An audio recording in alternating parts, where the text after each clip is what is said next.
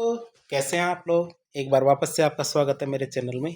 आज हम बात करेंगे मध्यकालीन भारत के इतिहास के एक टॉपिक के बारे में, जिससे लगातार परीक्षा में अभी प्रश्न पूछे जाते हैं।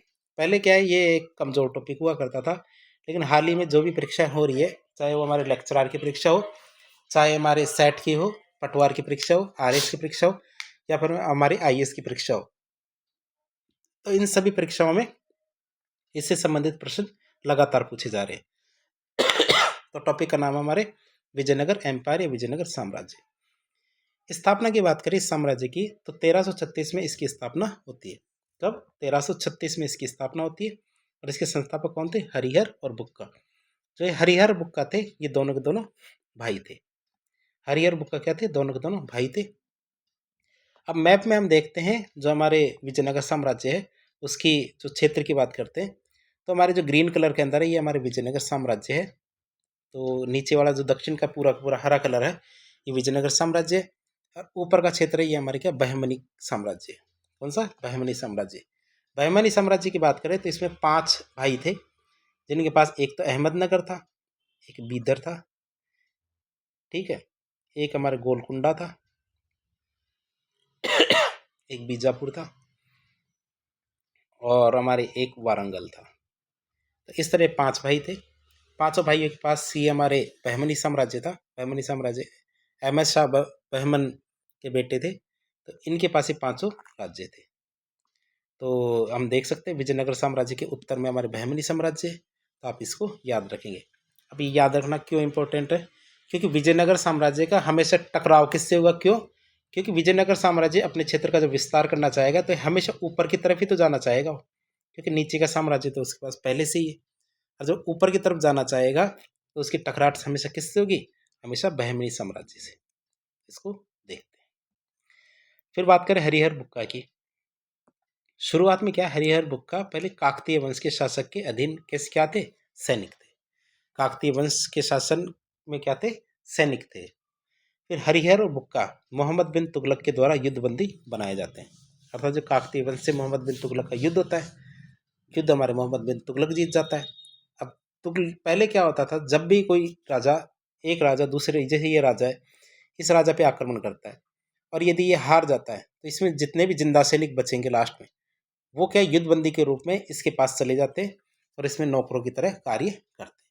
अर्थात जीतने वाला राजा हारी हुई सेना के सैनिकों को साथ में ले जाता था। तो वैसे ही मोहम्मद बिन तुगलक क्या करता है, जब हमारे काकतीय वंश जब हार जाता है तो मोहम्मद बिन तुगलक तो जितने भी सैनिक बचते हैं उनको अपने साथ ले जाते हैं, और साथ में ले जाने के बाद क्या, उनको युद्धबंदी बनाया जाता है। अब मोहम्मद बिन तुगलक क्या इस्लाम धर्म से था, तो उन्होंने जितने भी सैनिक थे उनको इस्लाम धर्म स्वीकार कराया। तो हरिहर बुक्का ने भी क्या इस्लाम धर्म को स्वीकार कर लिया, क्योंकि मरता क्या नहीं करता।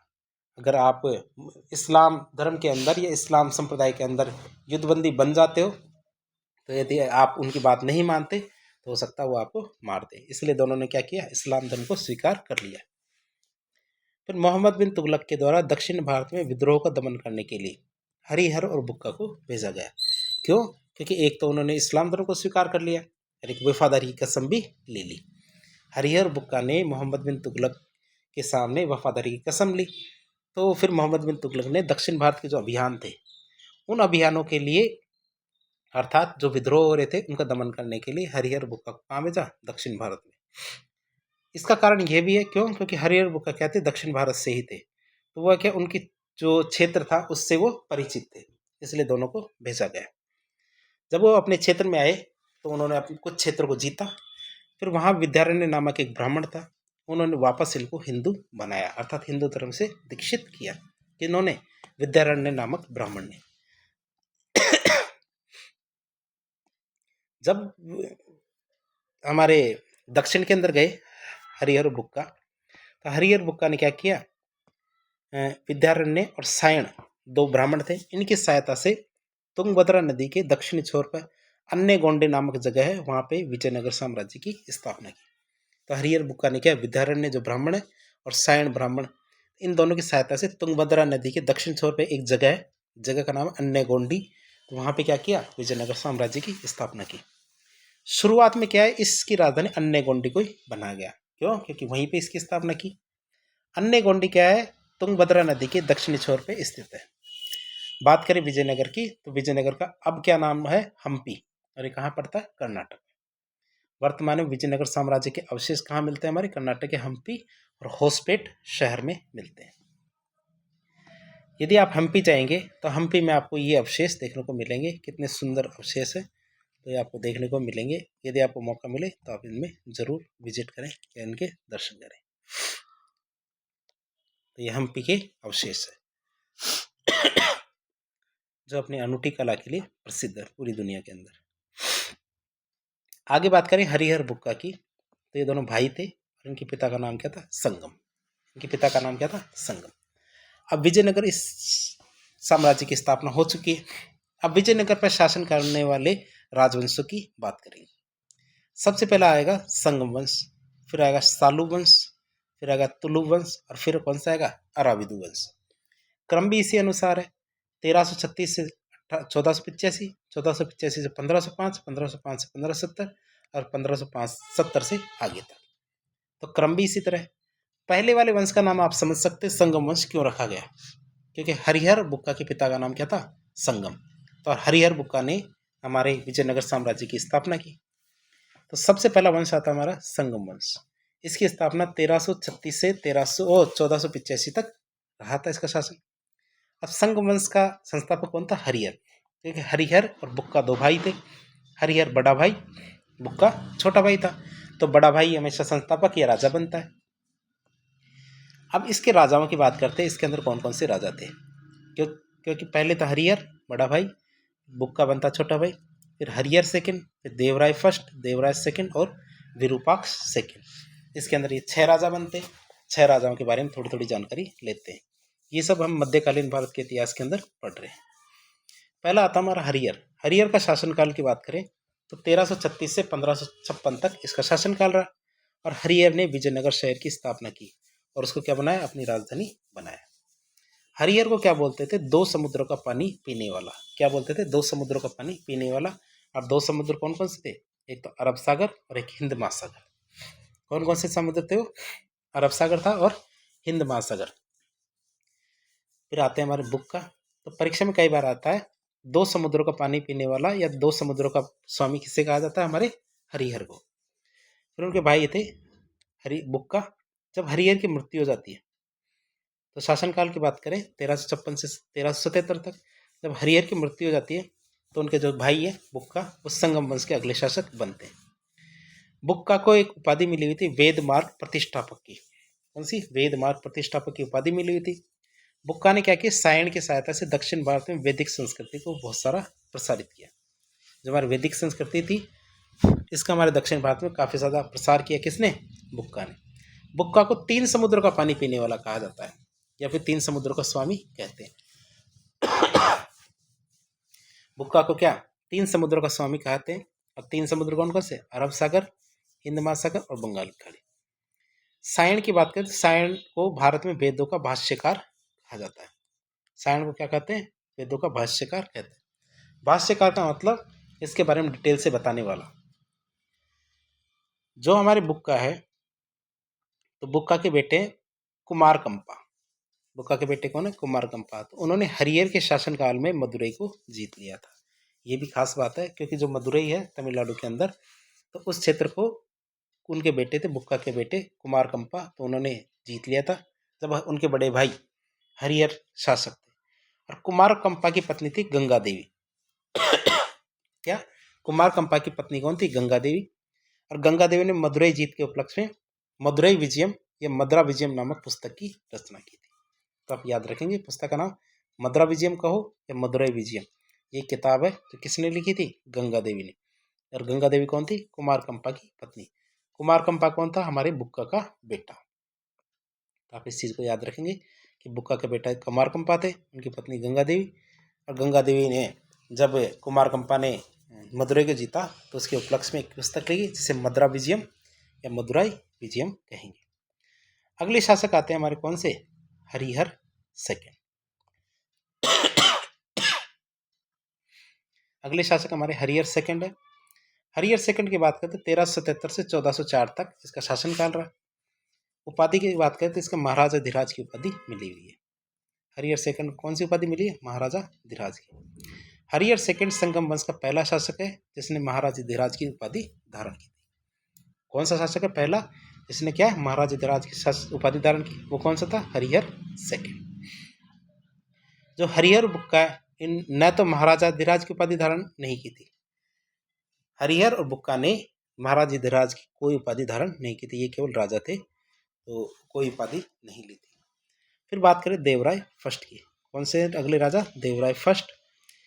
देवराय फर्स्ट ने तुर्क जो धनुर्धर है इनको अपनी सेना में शामिल किया था। तो तुर्की जो धनुर्धर थे इनको क्या किया? अपनी सेना में शामिल किया।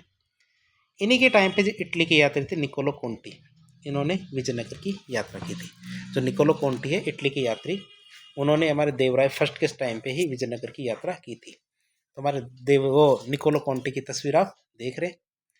अब बात करें निकोलो कोंटी की, तो निकोलो कोंटी के अनुसार इसने तुंगभद्रा नदी पे बांध का निर्माण करवाया था और नहरों का निर्माण भी करवाया। किसने? देवराय फर्स्ट ने। देवराय फर्स्ट ने क्या किसका निर्माण करवाया? तुंगभद्रा नदी पे एक बांध का निर्माण करवाया, साथ ही साथ नहरों का निर्माण करवाया। ये किससे पता चलता है? निकोलो कोंटी की किताबों से। और देवराय फर्स्ट के शासनकाल में बहमनी साम्राज्य, जो हमने शुरू में विजयनगर साम्राज्य के ऊपर का साम्राज्य था उसकी बात करें, बहमनी साम्राज्य के साथ रायचूर दोआब विवाद शुरू हो जाता है। अर्थात देवराय फर्स्ट क्या है? उत्तर की तरफ बढ़ना शुरू कर देता है और बहमनी साम्राज्य के साथ क्या है? रायचूर दोआब विवाद शुरू कर देता है। अगले आते हैं हमारे देवराय सेकंड। अगला कौन सा आता है हमारा? देवराय सेकंड। देवराय सेकंड की बात करें तो इनको उपाधि मिली हुई थी इम्माड़ी की और गज बैठकर की। इसको दो उपाधि मिली हुई थी, एक तो इम्माड़ी की और एक गज बैठकर। गज का अर्थ होता है हाथी, बैठकर का अर्थ होता है शिकारी। तो गज बैठकर का अर्थ होता है हाथी का शिकारी। तो इस तरह हमने देखा देवराय सेकंड को दो उपाधि मिली हुई थी, एक तो इम्माड़ी की और एक गज बैठकर मतलब हाथी का शिकारी। जो हमारे देवराय सेकंड थे इनको प्रौढ़ देवराय के नाम से भी जाना जाता है। और देवराय सेकंड की बात करें तो इस संगम वंश का सबसे शक्तिशाली राजा था कौन? देवराय सेकंड। और जबकि विजयनगर की बात करें तो सबसे शक्तिशाली राजा था हमारा कृष्णदेव राय। तो दोनों सवाल आ सकते हैं। यदि संगम वंश की बात करें तो संगम वंश का तो हमारा देवराय सेकंड है सबसे शक्तिशाली, और विजयनगर की बात करें तो हमारे कृष्णदेव राय। दोनों में देवराय शब्द आता है, आप ये याद रखेंगे। जो देवराय सेकंड है ये तो हमारे संगम वंश का है और विजयनगर की बात करें तो कृष्णदेव राय। तो आप इन दोनों को याद रखेंगे। फिर बात करें आगे तो इसने बड़े स्तर पर तुर्क धनुर्धर है इनको अपनी सेना में शामिल किया, साथ ही साथ उनके लिए एक मस्जिद का निर्माण भी कराया। क्यों? क्योंकि जो तुर्की थे वो मुस्लिम धर्म से संबंधित थे, तो इसलिए उनको पूजा आराधना के लिए क्या है उन्होंने मस्जिद का निर्माण करवाया। इनके शासनकाल में फारस का दूत था अब्दुल रज्जाक, ये भी विजयनगर आया था। कौन? अब्दुल रज्जाक जो फारसी दूत था ये विजयनगर आता है और अब्दुल रज्जाक क्या विजयनगर की बहुत प्रशंसा करता है और ये कहता है देवराज सेकंड क्या है एक बहुत बढ़िया विद्वान शासक था। अब बात करें विद्वान की, तो विद्वान के लिए एक उदाहरण भी बताना पड़ता है कि हमने कैसे पता चला, क्योंकि देवराज सेकंड ने एक नाटक लिखा। देवराज सेकंड ने क्या एक नाटक की रचना की, नाटक का नाम था महानाटक सुधानिधि। जब नाम में नाटक है तो था क्या नाटक? नाटक का नाम महानाटक सुधानिधि। तो इस नाटक की रचना की किसने? देवराज सेकंड ने। इसने पतंजलि के महाभाष्य और बादरायण के ब्रह्मसूत्र इन दोनों पर टीका लिखी थी। देवराज सेकंड ने क्या किया? पतंजलि का जो महाभाष्य है और जो बादरायण का ब्रह्मसूत्र है इन पर टीका लिखी। टीका मतलब नोट्स बनाए थे इनके। इनका जो मंत्री था लकन्ना, क्या इनका जो मंत्री था लकन्ना, उसको समुद्र का स्वामी कहते थे। इनका जो मंत्री था लकन्ना, तो लकन्ना को समुद्र का स्वामी कहते थे। इसने क्या समुद्री व्यापार पर विशेष रूप से बल दिया था। जो देवराज सेकंड था, देवराज सेकंड ने क्या किया? समुद्री व्यापार पर बहुत ज्यादा बल दिया था। फिर अगले शासक आते हैं हमारे विरूपाक्ष सेकंड। कौन आते हैं? विरूपाक्ष सेकंड। और ये हमारे संगम वंश के आखिरी राजा है। ये हमारे संगम वंश के अंतिम शासक है। चंद्रनगर के गवर्नर सालू नरसिंह ने, जो चंद्रनगर के गवर्नर थे सालू नरसिंह ने विरूपाक्ष सेकंड की हत्या कर दी। कहा कि अब तुम्हारा काल खत्म हुआ और ऐसा करके उन्होंने एक नए वंश की स्थापना की। इसी घटना को विजयनगर के इतिहास में पहला बलपहार कहा जाता है। यदि आपसे पूछा जाए पहला बलपहार किसे कहते हैं, तो जब सालू नरसिंह ने विरूपाक्ष सेकंड की हत्या कर दी, तो इसी के साथ ही क्या संगम वंश खत्म हो जाता है। क्या हो जाता है? संगम वंश खत्म हो जाता है। इसी बात को क्या बोलते हैं? प्रथम बलपहार कहते हैं। तो इस तरह हमारा संगम वंश खत्म। अगला वंश शुरू होता है हमारा कौन सा? सालू वंश। कौन सा वंश शुरू होता है हमारा? सालू वंश। तो सालू वंश की हम बात करें, दूसरा वंश है। तो इसकी बात करें तो इसका शासनकाल 1485 से 1505 ईस्वी तक रहा। सालू वंश का संस्थापक कौन था? सालू नरसिंह। सालू वंश का संस्थापक कौन था? नाम में सालू है, तो सालू वंश का संस्थापक कौन है? सालू नरसिंह। अब इसके अंदर हम क्या करेंगे? दो राजाओं के बारे में पढ़ेंगे, एक तो सालू नरसिंह के बारे में और इम्माड़ी नरसिंह के बारे में। तो दोनों में नरसिंह है, एक तो सालू नरसिंह और एक इम्माड़ी नरसिंह। पहले बात करते हैं सालू नरसिंह की। सालू नरसिंह की बात करें तो 1485 से 1491 तक, अर्थात 6 साल तक इसका शासन रहा। इसने क्या किया? संगम वंश के शासक जो विरूपाक्ष सेकंड था उसकी हत्या कर दी, सालू वंश की स्थापना की। और ये जो हमारे विरूपाक्ष सेकंड था इसकी हत्या कर देता, और जो हमारे सालू नरसिंह है इसका सेनापति था नरसा नायक। सालू नरसिंह था, इसका सेनापति कौन था? नरसा नायक। दूसरे शासक आता हमारे इम्माड़ी नरसिंह। कौन आता? इम्माड़ी नरसिंह। इम्माड़ी नरसिंह की बात करें तो यह सालू वंश का आखिरी राजा था। कहाँ का? सालू वंश का अंतिम शासक था। इसके काल में वास्तविक शक्तियां किसके पास आ गई थी? नरसा नायक के पास, जो सेनापति था। और नरसा नायक ने इसे पेनुकोंडा के किले में कैद कर दिया। अब आप देख सकते हैं किसको कैद कर दिया? जो राजा इम्माड़ी नरसिंह को, इसी को कैद कर दिया किसने? पेनुकोंडा के किले में। कौन? सेनापति नरसा नायक। तो ये पेनुकोंडा का किला आप देख सकते हैं। तो आप इसकी कलाकृतियां देख सकते हैं कितना सुंदर है। आज भी इसकी जो भव्यता है वो देखते ही बनती है कि कुछ लोग इसको घूमने के लिए आए। कौन सा? पेनुकोंडा का किला। तो इम्माड़ी नरसिंह को जिसको कैद किया, तो ये किला बहुत सुंदर है प्रकृति की गोद में। फिर आता नरसा नायक। अब नरसा नायक अब राजा बनने की फिराक में, तो नरसा नायक के बेटे थे वीर नरसिंह। कौन? वीर नरसिंह। अब इन्होंने इम्माड़ी नरसिंह की हत्या कर दी, क्योंकि वो जेल में थे। जब तक आप नए राजा नहीं बन सकते जब तक आप पुराने राजा को मार ना दो। तो नरसा नायक का बेटा था वीर नरसिंह, तो उन्होंने इम्माड़ी नरसिंह की हत्या कर दी। वीर नरसिंह क्या था? कृष्णदेवराय का भाई था। वीर नरसिंह क्या था? कृष्णदेवराय का भाई था, और उन्होंने इम्माड़ी नरसिंह की हत्या कर दी। इस तरह हमारा दो वंश खत्म हो जाते हैं। तीसरा वंश शुरू होता है हमारा तुलु वंश। तीसरे वंश का नाम है हमारे तुलु वंश। और तुलु वंश की स्थापना हमारे 1505 से 1570 तक हुई थी। कब से कब तक? 1505 से 1570 तक इसकी स्थापना हुई थी। संस्थापक की बात करें, तुलु वंश का संस्थापक कौन था? वीर नरसिंह, जो हमारे कृष्णदेवराय का भाई था। तुलु वंश के अंतर्गत हम 4 शासकों के बारे में पढ़ेंगे। वीर नरसिंह, जिनका शासन 1505 से 1509 तक था। फिर कृष्णदेवराय 1509 से 1529। तीसरे थे अच्युत देवराय।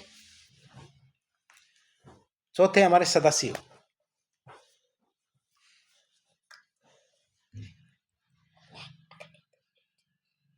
पहले शासक हमारे आते हैं वीर नरसिंह।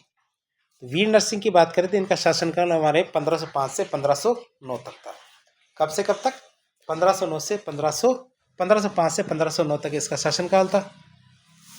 फिर बात करें तो ये एक धार्मिक शासक था, अर्थात अपने शासनकाल में धर्म को बहुत ज़्यादा इन्होंने प्रमोट किया था। इसने अपनी प्रजा को क्या बनाया? युद्ध प्रिय बनाया। अर्थात ये कभी भी चाहते थे जब युद्ध करते थे, क्या किया इन्होंने? अपनी प्रजा को युद्ध प्रिय बनाया। अब उनके बाद आते हैं उनके भाई राजा बनते हैं। कौन? कृष्णदेवराय, जो एक प्रतापी शासक थे। बात करें कृष्णदेवराय की तो इनका शासनकाल 1509 से 1529 तक रहा, और ये वीर नरसिंह का भाई था।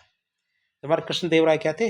वीर नरसिंह के भाई थे। ये आप कृष्णदेवराय की मूर्ति देख सकते हैं। आगे हम बात करते हैं कृष्णदेवराय की।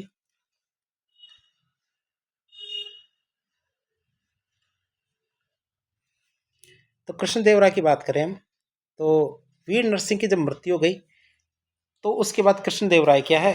तुलु वंश का शासक बनता है। जैसे वह शासक बनता है तो इसने उड़ीसा के जो गजपति वंश के शासक थे प्रताप रुद्र, इनको 4 बार हराया। उड़ीसा के जो गजपति वंश के शासक थे प्रताप रुद्र, उसको 4 बार हराया हमारे। इसने क्या गजपति वंश के शासक रुद्र प्रताप की बेटी मोहिनी से भी शादी कर ली। किससे शादी कर ली? मोहिनी से शादी कर ली हमारे जो गजपति वंश के शासक थे रुद्र प्रताप की बेटी।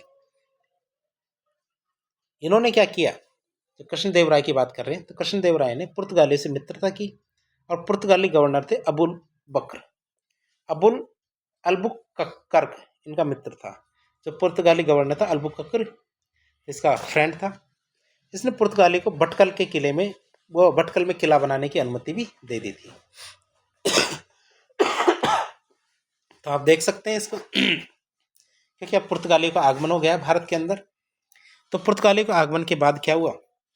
इन्होंने पुर्तगालियों को क्या कहा कि आप भटकल के अंदर भटकते मत रहो और यहाँ पे क्या करो, किला बना सकते हो, एक जगह बना लो। तो 1534 से पुर्तगालियों को दीव में किला बनाने की अनुमति मिली।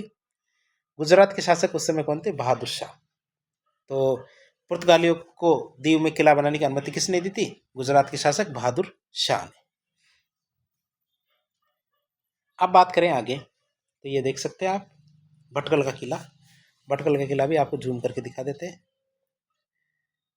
तो काफ़ी साफ सफाई है यहाँ पे भटकल के किले में। अब भटकना नहीं है हमें, क्यों? क्योंकि पुर्तगाली भी यहाँ आने के बाद भटकना बंद कर देते हैं। फिर बात करें जो हमारा भटकल है, ये हमारे कहाँ पड़ता है? कर्नाटक में एक शहर है, वहाँ पड़ता है। 1510 में, कब?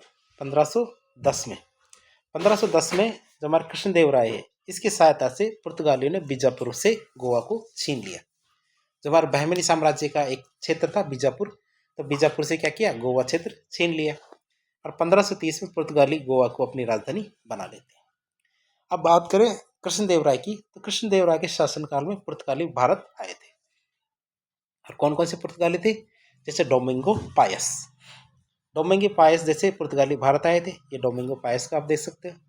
कप्तान बारबोस, ये बारबोस आप कैरेबियन जो मूवी थी जिसमें वो लूट करता है, तो वो वाला बारबोस नहीं है। फिर आता फादर लुई।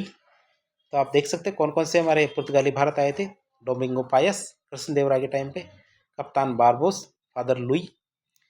अब बात करें कृष्णदेवराय की, तो कृष्णदेवराय क्या है? विजयनगर का सबसे शक्तिशाली शासक था। साथ ही साथ एक विद्वान शासक भी था। ये क्या था? एक विद्वान शासक भी था। कृष्णदेवराय को बहुत सारी उपाधियां मिली हुई थी, जैसे अभिनव भोज, आंध्र भोज, यवन राज स्थापनाचार्य। कौन कौन सी उपाधियां मिली हुई थी कृष्णदेवराय को? अभिनव भोज, आंध्र भोज, यवन राज स्थापनाचार्य। कृष्णदेवराय की बात करें तो कृष्णदेवराय के द्वारा कौन कौन सी पुस्तकें लिखी गई हैं? तो हम देख सकते हैं आमुक्त माल्यद किस भाषा में लिखी गई है? तेलुगु भाषा में। कौन सी पुस्तक है? आमुक्त माल्यद, तेलुगु भाषा में लिखी किताब है। अब इस पुस्तक की बात करें तो ये पुस्तक 5 तेलुगु महाकाव्य है, उनमें से एक है। तो 5 तेलुगु महाकाव्य उनमें से एक है। कौन सी? आमुक्त माल्यद। किस भाषा में लिखी गई? तेलुगु भाषा में। इस पुस्तक में जो वैष्णव है, अलवार संत, इनकी जानकारी इसी किताब से मिलती है। जो दक्षिण भारत के अंदर अलवार और नैनार 2 संत हुए हैं, संतों के संप्रदाय हुए हैं, तो इसमें अलवार संतों की जानकारी कहाँ से मिलती है हमें?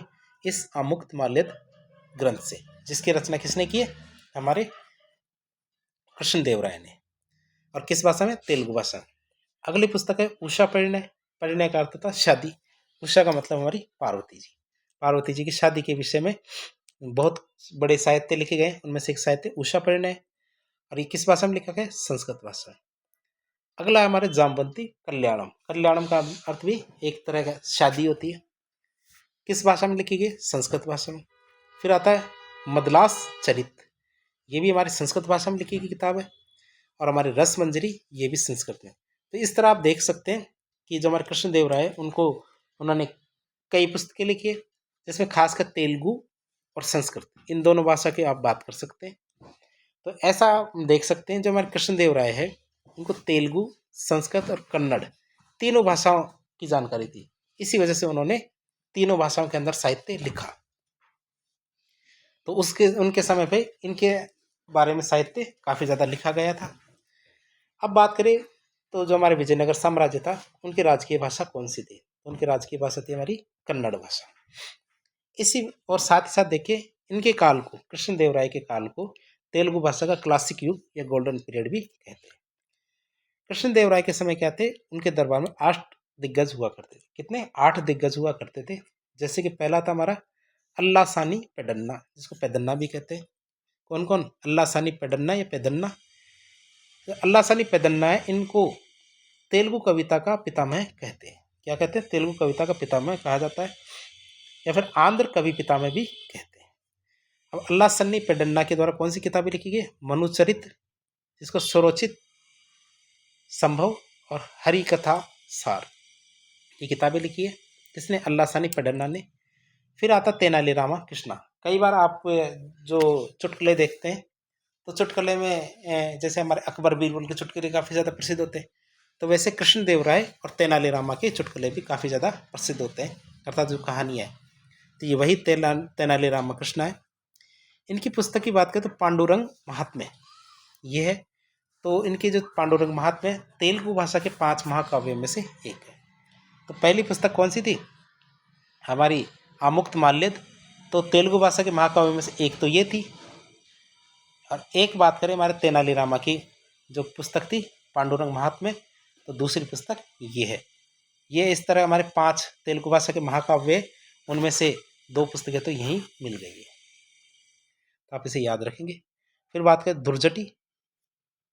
कौन से? दुर्जटी। तो दुर्जटी की पुस्तक है कालहस्ती महात्म्य और वसुचरित। नंदी तिम्मन इनकी पुस्तक है परिजात हरण। भट्टमूर्ति इनकी पुस्तक है नरस भूपालियम। अय्यल राजू रामचंद्र, जिसको रामभद्रदुग भी कहते हैं, इनकी पुस्तक है रामाविद्यम। पुस्तक का नाम है रामाविद्यम। पिंगली सुरण इनकी पुस्तक है रामाविद्यम, राघव पांडवियम और गरुड़ पुराण। और 8वें हमारे यहाँ है मादयगिरी मलन्ना, इनकी पुस्तक है राजशेखर चरित। तो इस तरह हमारे उनके दरबार में, कृष्णदेवराय के दरबार में 8 अष्टदिग्गज थे। और वो कौन कौन से थे? एक तो हमारे अल्लासानी पेडन्ना थे, आंध्र कवि पितामह। फिर तेनाली रामाकृष्णा, फिर दुर्जटी, नंदी तिम्मन, भट्टमूर्ति, अय्यल राजू रामचंद्र, पिंगलीसुरन और मादेगिरी मलन्ना। बात करें कृष्णदेवराय की, तो कृष्णदेवराय ने विजयनगर में विट्ठल मंदिर का निर्माण करवाया था। कृष्णदेवराय ने क्या किया? विजयनगर में विट्ठल मंदिर का निर्माण करवाया। विट्ठल मंदिर के स्तंभ कैसे? संगीत में स्तंभ है। यदि आप कभी विट्ठल मंदिर के जो वीडियो है यूट्यूब पर देखेंगे, या फिर कभी भी जाकर देखेंगे, तो जैसे आप उनको टच करेंगे या फिर कान लगाकर उन जो पिलर्स है उनको सुनेंगे, तो आपको उनके अंदर से ऐसा लगेगा जैसे कोई मधुर संगीत आ रहा है। तो संगीत में स्तंभ है, अर्थात उनमें वाइब्रेशन होती है। वाइब्रेशन से क्या होता है? ऐसा लगता है कि जैसे उनमें संगीत हो। इसने ब्राह्मणों और मंदिरों को भूमि का दान दिया था। ब्राह्मणों और मंदिरों को अनुदान दी जाने वाली भूमि को क्या बोलते थे? देवदेह, ब्रह्मदेह कहा जाता था। क्यों? क्योंकि ब्रह्म अर्थात ब्राह्मण, उनको दी जाने वाली भूमि ब्रह्मदेह कहलाएगी। इनके समय में शिक्षा का विकास हुआ। मंदिर क्या हुआ करते थे? शिक्षा के केंद्र हुआ करते थे, अर्थात शिक्षा कहाँ दी जाती थी? मंदिरों में। अब कृष्णदेवराय के बाद कौन से राजा बनते? अच्युत देवराय। कौन बनते राजा? अच्युत देवराय। और अच्युत देवराय की बात करें तो इन्होंने अपना राज्याभिषेक तिरुपति बालाजी मंदिर में कराया था। कहाँ कराया था? तिरुपति बालाजी मंदिर। ये वही तिरुपति बालाजी मंदिर है जिनमें जो भगवान विष्णु की मूर्ति थी उनको समुद्र में फेंकवा दिया गया था। रामानंद जी ने वो मूर्ति निकलवाई थी और तिरुपति बालाजी में रखवाई थी। उसी मंदिर के अंदर अच्युत देवराय का राज्याभिषेक करवाया गया था। इसने क्या नायकों पर नियंत्रण करने के लिए महामंडलेश्वर नामक अधिकारी की नियुक्ति की थी। नायक अर्थात जो गांवों के जो मुखिया होते थे, तो उन पर नियंत्रण स्थापित करने के लिए एक अधिकारी लगाया, महामंडलेश्वर। और इनके शासनकाल में विदेशी यात्री नूनीज ने विजयनगर की यात्रा की थी। विजयनगर की यात्रा करने वाला कौन सा था विदेशी यात्री? इसमें नूनीज। अगला शासक आता है हमारा सदाशिव। सदाशिव छोटा था उम्र में, इसलिए उनका संरक्षण बनता है राम राय। कौन था? राम राय। क्यों? क्योंकि सदाशिव उम्र में छोटा था, इसलिए उनका संरक्षक कौन बनता है? राम राय। और राम राय क्या करता था? पड़ोसी राज्य के मामलों में हमेशा हस्तक्षेप करता था। जब भी दूसरे राज्य कुछ करते थे तो हर बात में अपनी राय देता था, क्योंकि नाम भी उसका राम राय, राय देना उसका काम था। तो हमेशा हस्तक्षेप करता रहता था, इसी वजह से उसके युद्ध हमेशा होते रहते थे। खासकर एक युद्ध आता है तालीकोटा राक्षस तंगड़ी या बन्नेहाटी का युद्ध भी कहते हैं इसे। ये 1565 में हुआ था। किस किस के बीच में? विजयनगर और बीजापुर के। किस किस के बीच में? विजयनगर और बीजापुर के। अब बात करें तालीकोटा राक्षस तंगड़ी बन्नेहट्टी का युद्ध 1565 में हुआ। एक तरफ तो हमारा विजयनगर था, दूसरी तरफ हमारे बहमनी साम्राज्य के कौन कौन से राज्य थे? बीजापुर, अहमदनगर, गोलकुंडा, बीदर। एक और रह गया बरार, आपको याद हो तो कौन सा रहता है? बरार। लेकिन बरार इसके अंदर शामिल नहीं होता इस युद्ध में। बरार क्या कहता है? मैं फरार हो जाता हूँ। बरार क्या हो जाता है? फरार हो जाता है एक तरह से। और चारों के चारों भाइयों का जो क्षेत्र है वो साथ आते हैं, जिसमें हमारे बीजापुर है ये लीड करता है। बीजापुर क्या करता है? लीड करता है, अर्थात सबसे आगे रहता है हमारा बीजापुर, और बाकी सारे के सारे क्या है? उसका साथ देते हैं। इस तरह देख सकते हैं बीजापुर तो नेतृत्व करता रहा, अहमदनगर, गोलकुंडा और बिदर साथ देते हैं, और बरार फरार रहता है, अर्थात साथ में नहीं आता। अब बात करें इस हमारे तालीकोटा या राक्षस तंगड़ी का युद्ध था, जिसने क्या किया था? हम्पी को बर्बाद कर दिया था। तो ये युद्ध देख सकते हैं, बहुत खतरनाक युद्ध था। तो बरार इस युद्ध में हिस्सा नहीं लेता है। बरार क्या है? इस युद्ध में हिस्सा नहीं लेता है। और राम राय क्या था? लड़ता हुआ मारा जाएगा। क्यों? क्योंकि बहुत ज़्यादा राय देता था, तो राम राय को मार दिया जाता है।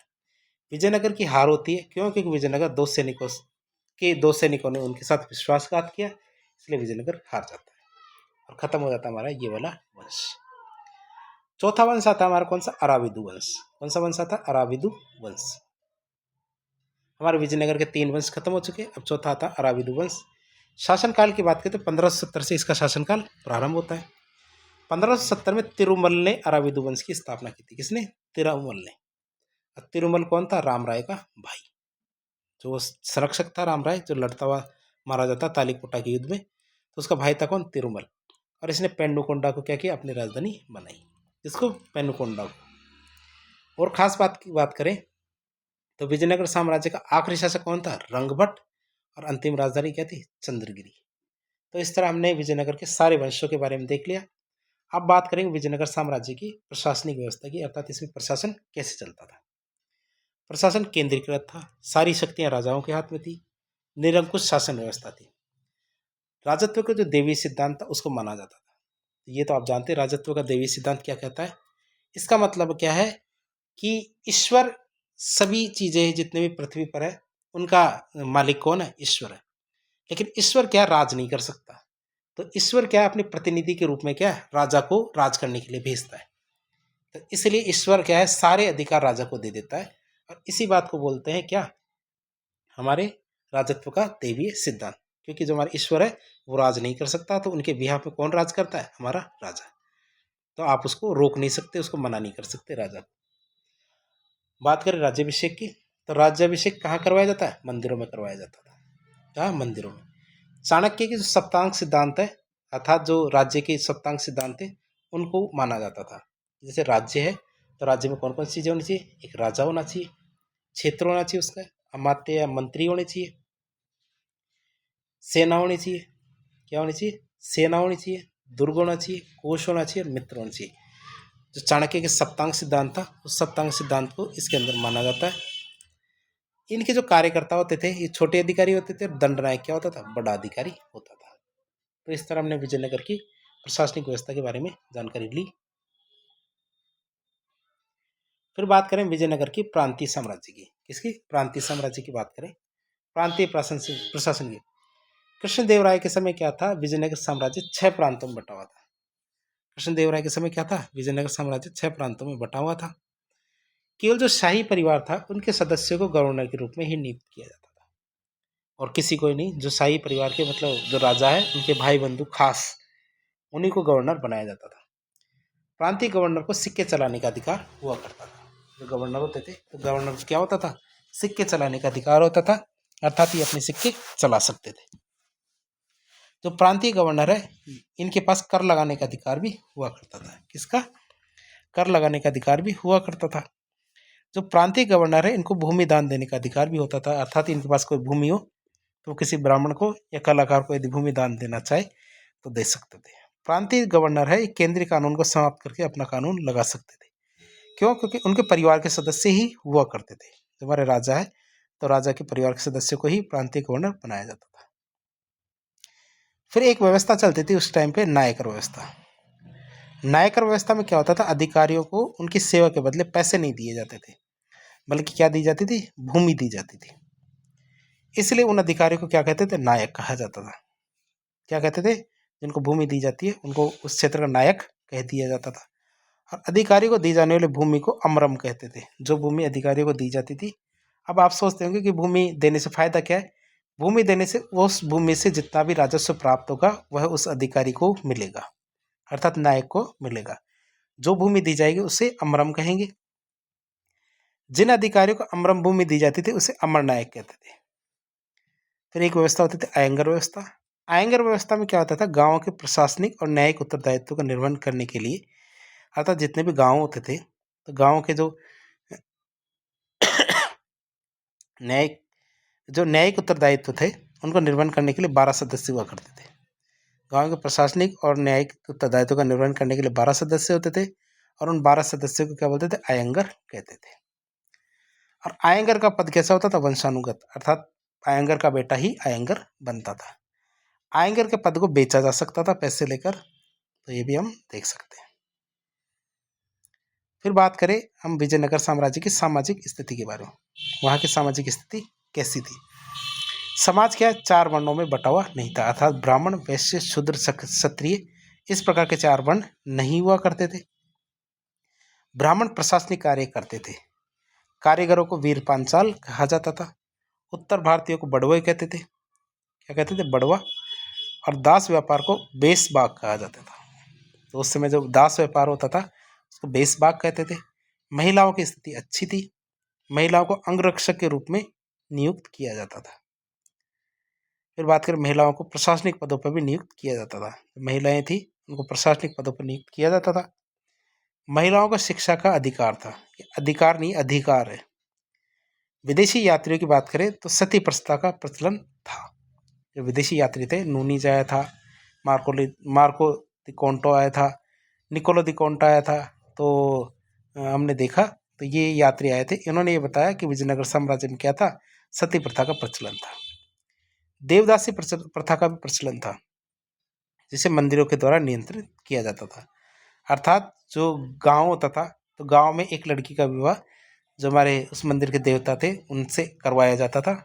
और वह क्या है, उस मंदिर के जैसे सारे कार्य, जैसे साफ सफाई के होते हैं, मंदिर में पूजा का कार्य, तो बहुत सारे कार्य मंदिर के अंदर करती थी। वह देवदासी प्रथा थी। तो ये हमारे कहाँ चलती थी, विजयनगर साम्राज्य में। और इसको कंट्रोल कौन करता था, मंदिर प्रशासन। बात करें वेश्यावृत्ति की, तो वेश्यावृत्ति का प्रचलन भी विजयनगर साम्राज्य में था, और जिसका नियंत्रण कौन करता था, राज्य। क्षत्रिय शब्द का कहीं भी उल्लेख नहीं मिलता। हमारे जो विजयनगर साम्राज्य में क्षत्रिय शब्द का कहीं भी उल्लेख नहीं मिलता है, जबकि यहाँ जो वैदिक साहित्य काफ़ी मिलता है। अब स्थापत्य कला की बात करते हैं विजयनगर साम्राज्य की। विजयनगर के मंदिर स्थापत्य शैली को द्रविड़ शैली कहते हैं, और मतलब ये क्या, द्रविड़ शैली का ही हिस्सा माना जाता है किसको, विजयनगर की स्थापत्य कला को। जो हमारे पल्लव वंश है, महेंद्र वर्मन के फर्स्ट के, इनके शासनकाल में द्रविड़ शैली शुरू हुई थी। हमने देखा था एंशिएंट भारत के इतिहास के अंदर, हम देख रहे थे महेंद्र वर्मन, राज सिंह शैली, महेंद्र वर्मन सेकंड, नरसिंह वर्मन, तो ये 4 शैलियाँ थी। तो चोलों ने द्रविड़ शैली का विकास, ऊंचे विमानों का निर्माण किया। चोलों ने क्या किया था, द्रविड़ शैली में विकास किया और विमानों की क्या की, ऊंचाई बढ़ा दी। पांड्य शासकों ने गोपुरम का निर्माण करवाया था। मंदिरों के प्रवेश द्वार होते इसे गोपुरम कहते थे। विजयनगर काल में भव्य गोपुरम का निर्माण हुआ। तो इस तरह हम कह सकते हैं कि द्रविड़ शैली का विकास किस तरह हुआ। एक मिनट सॉरी। शुरुआत की बात करें तो पल्लव वंश के भाई, आप इसको ऐसे शुरू करेंगे। सबसे पहले बात करेंगे पल्लव वंश की। तो पल्लव वंश के जो महेंद्र वर्मन फर्स्ट थे, उनके शासनकाल में द्रविड़ शैली शुरू हुई। फिर चोलों ने क्या किया, द्रविड़ शैली का विकास किया और उसमें जो विमान है उनकी ऊंचाई बढ़ा दी। पांड्य शासकों ने क्या किया, जो गोपुरम है उनका निर्माण करना शुरू कर दिया। गोपुरम मतलब मंदिर के प्रवेश द्वार। अब विजयनगर साम्राज्य ने क्या किया, विजयनगर साम्राज्य ने जो भव्य गोपुरम का निर्माण शुरू किया, जिसको हम क्या बोलते थे, राय गोपुरम। विजयनगर के काल में द्रविड़ शैली पूर्णतः विकसित हो गई थी, इसीलिए इसको द्रविड़ ने प्रविड़ शैली कहते थे। क्या बोलते थे? द्रविड़ शैली की जगह प्रविड़ शैली कहते थे। और विजयनगर के स्तंभ क्या एकाश्मक होते थे। एकाश्मक अर्थात एक ही पत्थर से बने हुए होते थे। विजयनगर के स्तंभों पर याली नामक जो काल्पनिक आकृति बनी होती थी। विजयनगर के जो स्थापत्य कला में जो स्तंभ लगाए जाते थे उनमें क्या याली नाम की एक काल्पनिक आकृति बनी होती थी। विजयनगर के कुछ स्तंभ क्या संगीतमय है, जैसे हमारे विट्ठल मंदिर के स्तंभ क्या संगीतमय, उनसे संगीत सुनाई देता है। विजयनगर काल में कल्याण मंडप का निर्माण होना शुरू हो गया था।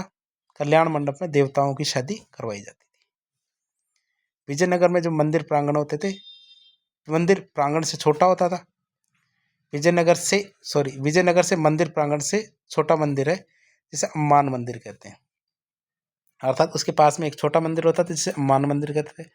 और अम्मान मंदिर के देवताओं की माता का मंदिर हुआ करता था। अर्थात पास में एक छोटा मंदिर बनाया जाता था जिसे अम्मान मंदिर कहते हैं, अम्मा का मंदिर, देवताओं की माता जी का मंदिर वो होता था। तो आप देख सकते हैं ये हमारे विजयनगर साम्राज्य के मंदिर है। फिर बात करें विजयनगर की जो छतें होती थी, जो मंदिर की छतें हैं और दीवार, उन पर अलंकरण किया जाता था अर्थात डिजाइनें बनाई जाती थी। गोपुरम की बात करें तो गोपुरम पर अलंकरण का विशेष बल दिया जाता था। जो गोपुरम होते थे उनमें अलंकरण काफ़ी अच्छे बनाए जाते थे। देवराज सेकंड ने हजारा स्वामी मंदिर या हजारा राम मंदिर का निर्माण करवाया। कहाँ पे? और साथ ही साथ एक नांगलपुर शहर भी बसाया था। कौन सा? हजारा राम मंदिर। जो हजारा राम मंदिर है ये भगवान श्री राम का मंदिर है। हजारा राम मंदिर किसका? भगवान श्री राम का मंदिर है। तो आप ये हजारा राम मंदिर देख सकते हैं, ये हजारा राम मंदिर है। ठीक है, तो आप इसकी कलाकृतियाँ और स्थापत्य अनूठा है तो इसको देख सकते हैं।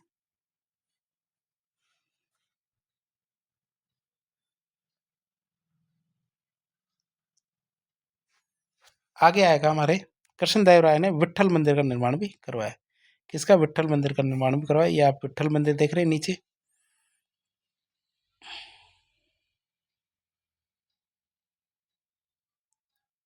इसके आगे हम बात करेंगे जो हमारे अच्युत देव राय है, उन्होंने अच्युत देव राय मंदिर का निर्माण करवाया। जो विरूपाक्ष मंदिर है इसका पुनर्निर्माण हमारे विजयनगर साम्राज्य के समय ही हुआ था। जो कहाँ है? हमारे विजयनगर में। किस मंदिर का नाम क्या है? विरूपाक्ष मंदिर। तो आप विरूपाक्ष मंदिर है तो आप देख सकते हैं, इसकी भव्यता देखते ही बनती है। तो विरूपाक्ष मंदिर आपने देख लिया जिसका पुनर्निर्माण करवाया था हमारे विजयनगर साम्राज्य ने। फिर आगे मंदिर आता है हमारा लेपाक्षी मंदिर। तो लेपाक्षी मंदिर का जो निर्माण है हमारे विरूपन्ना और वीरन्ना नाम नायक ने करवाया था। तो आप समझते हैं, अब तो जो हमारे अधिकारी होते थे जिनको भूमि दान में दी जाती थी वो नायक कहलाते थे। तो दो नायक थे, विरूपन्ना और वीरन्ना नायक। इन दोनों ने लेपाक्षी मंदिर का निर्माण करवाया। जो हमारे लेपाक्षी मंदिर है तो ये लेपाक्षी मंदिर आंध्र प्रदेश के लेपाक्षी नाम की जगह है, वहाँ पर है। और लेपाक्षी मंदिर में आप ये शिव जी की जो फन के साथ जो मूर्ति है ये काफ़ी अनूठी है, ये आप देख सकते हैं वहाँ जाके। कौन सा मंदिर है? लेपाक्षी मंदिर, जो हमारे आंध्र प्रदेश में। आगे लेपाक्षी मंदिर क्या विजयनगर काल में अच्युत देवराय के शासनकाल में ही बना था। लेपाक्षी मंदिर अपनी चित्रकला के लिए बहुत ज़्यादा प्रसिद्ध है। और इस मंदिर में नंदी क्या है? विश्व का सबसे बड़ा नंदी है। नंदी तो आप समझते होंगे, जब भगवान शिव का वाहन क्या है? नंदी बैल है। तो वह नंदी क्या है? दुनिया का सबसे बड़ा नंदी है। तो आप देख सकते हैं इस नंदी की तस्वीर। तो तस्वीर तो केवल देखने की है, आप जब आप फील करेंगे तो आप इसके घुटनों तक भी नहीं आ पाएंगे, इतनी बड़ी मूर्ति है नंदी की। तो पहाड़ जैसी लगती है। तो दुनिया की सबसे बड़ी नंदी की मूर्ति यहीं पर है। फिर हम बात करें हम्पी है, तो हम्पी को यूनेस्को की जो वर्ल्ड हेरिटेज साइट है इसके अंदर शामिल कर लिया गया है। कृष्णदेवराय ने अपनी माता के नाम से नागलपुर नाग शहर बसाया था। साथ ही साथ एक पंपा देवी मंदिर भी हमारे विजयनगर के अंदर ही बना हुआ है। साथ ही साथ हमारे विजयनगर शहर की स्थापना भी की। अब विजयनगर की बात करें तो विजयनगर में बहुत सारी इमारतें हैं, जैसे एक राजा का महल है। तो आप देख सकते हैं हमारे राजा का महल है जो काफ़ी सुंदर है। आगे हमारे महानवमी डिब्बा है। स्थापत्य में कौन कौन सा? एक अगला आता है हमारा महानवमी डिब्बा। तो महानवमी डिब्बा की बात करें तो महानवमी डिब्बा है एक तरह का पोखर है जहाँ पे क्या है धार्मिक अनुष्ठान किए जाते थे। तो हमारी जैसे दौसा के अंदर चांद बावड़ी है, उसी प्रकार का है ये। फिर अगला आता हमारा कमल महल या लोटस महल। ये भी हमारे विजयनगर का सबसे कुछ खास चीज़ों में से एक है। फिर हमारे उसी टाइम की जो मस्जिद है उसके बारे में बात करें तो मस्जिद कैसी है, मस्जिद भी आपको दिखा देते हैं। तो विजयनगर साम्राज्य की मस्जिद है ये। फिर हाथियों का स्तबल, तो हाथियों का स्तबल भी आप देख सकते हैं। जो हाथियों का स्तबल है इसमें आप ये बहुत सारी जगह देख रहे हैं, जैसे ये यहाँ पे क्या हाथियों को बांधा जाता था, तो उनके रहने की जगह थी। आज ऐसा हो सकता है कि हाथियों के क्या इंसानों को रहने की जगह ना मिले, लेकिन उस समय हाथियों की भी केयर बहुत अच्छी की जाती थी। फिर आता पंपा देवी मंदिर, ये भी हमारे विजयनगर में पड़ता है। कौन सा पंपा देवी मंदिर, ये भी विजयनगर में पड़ता है। तो पंपा देवी मंदिर भी आप देख सकते हैं। फिर बात करें जो ये इमारतें हैं, इन इमारतों में हिंदू इस्लामिक स्थापत्य कला का संरक्षण देखने को मिलता है। बात करें कृष्णदेवराय की, तो कृष्णदेवराय ने नांगलपुर शहर बसाया था। कौन सा, नांगलपुर। विजयनगर में चित्रकला का विकास हुआ, जैसे हमारे 32 चित्र मुख्यतः मुख्य रूप से मंदिरों में चित्रण हुआ, विविध रंगों का प्रयोग हुआ। विजयनगर शासकों के संरक्षण में संगीत कला का विकास हुआ, संगीत पर बहुत सारी किताबें लिखी गई थी। तो विजयनगर शासन में क्या है, संगीत पर बहुत सारी किताबें लिखी गई, जैसे कि हमारी संगीत सर्वोदय, इसका लेखक था लक्ष्मी नारायण। संगीत सार, इसका लेखक था सायण, नाम में सायण है। आपको पता है ये सायण वही है जिन्होंने विजयनगर साम्राज्य की स्थापना करने की में विद्यारण्य और सायण ये दोनों वो थे, हरिहर बुक्का की सहायता की थी। और एक हमारे स्वरमेल कलानिधि जिसके लेखक है राम आमत्य। तो इस तरह आज के लेक्चर में हमने विजयनगर साम्राज्य के बारे में सारी जानकारी लेने की कोशिश की, उनके सामाजिक, प्रशासनिक, धार्मिक, स्थापत्य और राजाओं के बारे में, वंशों के बारे में, युद्धों के बारे में जानकारी लेने की कोशिश की। तो इस प्रकार के इन्फॉर्मेटिव वीडियो देखने के लिए हमारे चैनल से जुड़े। वीडियो यदि पसंद आता है तो वीडियो को लाइक करें, चैनल को सब्सक्राइब करें, अपने दोस्तों के साथ शेयर करें। यदि आपके कोई सुझाव हो तो कमेंट बॉक्स के माध्यम से बताएं। धन्यवाद।